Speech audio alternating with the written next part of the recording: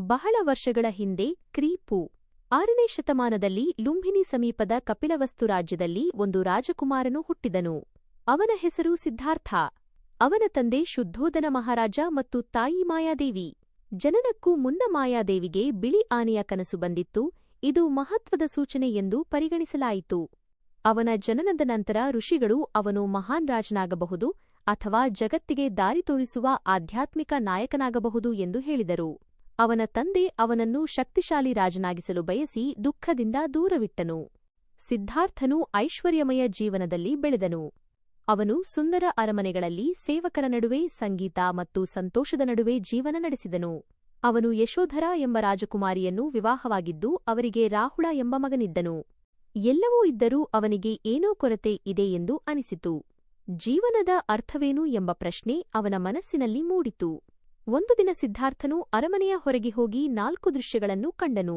ಮೊದಲಿಗೆ ವೃದ್ಧ ವ್ಯಕ್ತಿಯನ್ನು, ನಂತರ ರೋಗಿಯನ್ನು, ನಂತರ ಮೃತದೇಹವನ್ನು ಮತ್ತು ಕೊನೆಯಲ್ಲಿ ಶಾಂತ ಸನ್ಯಾಸಿಯನ್ನು ಕಂಡನು.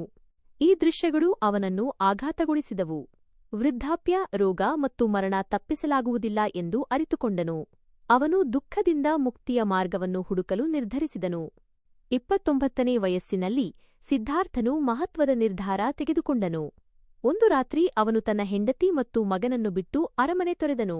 ಅವನು ತನ್ನ ಕೂದಲನ್ನು ಕತ್ತರಿಸಿ ಸರಳ ವಸ್ತ್ರ ಧರಿಸಿ ಸನ್ಯಾಸಿಯಾಗಿದನು. ಜೀವನದ ಸತ್ಯವನ್ನು ಅರಿಯಲು ಅವನು ಹೊರಟನು. ಸಿದ್ಧಾರ್ಥನು ಅನೇಕ ಗುರುಗಳಿಂದ ಕಲಿತು ದೂರ ಪ್ರಯಾಣ ಮಾಡಿದನು. ಅವನು ಗಾಢಧ್ಯಾನ ಮತ್ತು ಕಠಿಣ ಉಪವಾಸ ಮಾಡುತ್ತಿದ್ದನು. ಕಾಡಿನಲ್ಲಿ ಕಷ್ಟಗಳನ್ನು ಅನುಭವಿಸುತ್ತಿದ್ದನು.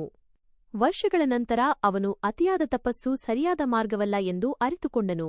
ಐಶ್ವರ್ಯವೂ ಅಲ್ಲ, ಕಷ್ಟವೂ ಅಲ್ಲ, ಮಧ್ಯಮ ಮಾರ್ಗವೇ ಸತ್ಯಕ್ಕೆ ದಾರಿ ಎಂದು ತಿಳಿದನು.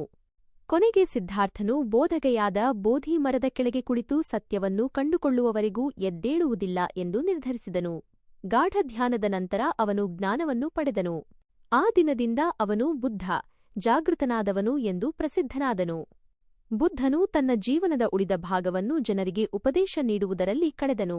4 ಮಹಾಸತ್ಯಗಳು ಮತ್ತು ಅಷ್ಟಾಂಗ ಮಾರ್ಗವನ್ನು ಬೋಧಿಸಿದನು. ಅವನು ದಯೆ, ಸತ್ಯ ಮತ್ತು ಜಾಗೃತಿಯಿಂದ ಬದುಕಲು ಜನರಿಗೆ ಕಲಿಸಿದನು. ಅನೇಕರು ಅವನ ಅನುಯಾಯಿಗಳಾದರು. 80ನೇ ವಯಸ್ಸಿನಲ್ಲಿ ಬುದ್ಧನು ಕುಶಿನಗರದಲ್ಲಿ ನಿರ್ವಾಣವನ್ನು ಪಡೆದನು. ಇದನ್ನು ಮಹಾಪರಿನಿರ್ವಾಣ ಎಂದು ಕರೆಯುತ್ತಾರೆ. ಅವನ ಉಪದೇಶಗಳು ಇಂದಿಗೂ ಕೋಟ್ಯಾಂತರ ಜನರಿಗೆ ಮಾರ್ಗದರ್ಶನ ನೀಡುತ್ತಿವೆ. ಬುದ್ಧನ ಜೀವನವು ನಿಜವಾದ ಸಂತೋಷ ನಮ್ಮೊಳಗೆ ಇದೆ ಎಂದು ಕಲಿಸುತ್ತದೆ. ನಮ್ಮ ಚಿಂತನೆಗಳನ್ನು ನಿಯಂತ್ರಿಸಿ, ಹಿಂಸೆಯನ್ನು ತಪ್ಪಿಸಿ ಸಮತೋಲನ ಜೀವನ ನಡೆಸಿದರೆ ಶಾಂತಿಯನ್ನು ಪಡೆಯಬಹುದು. ಈ ಕಥೆ ಸಂಪೂರ್ಣವಾಗಿ ಮುಕ್ತಾಯಗೊಳ್ಳಿತು. ಮುಂದಿನ ಸೂಚನೆಯಲ್ಲಿ ಗಮನಿಸಿರಿ. ಇಂಥ ಸ್ಟೋರಿಗೆ ಈ ಚಾನೆಲ್ ಸಬ್ಸ್ಕ್ರೈಬ್ ಮಾಡಿ. Moral story in Kannada.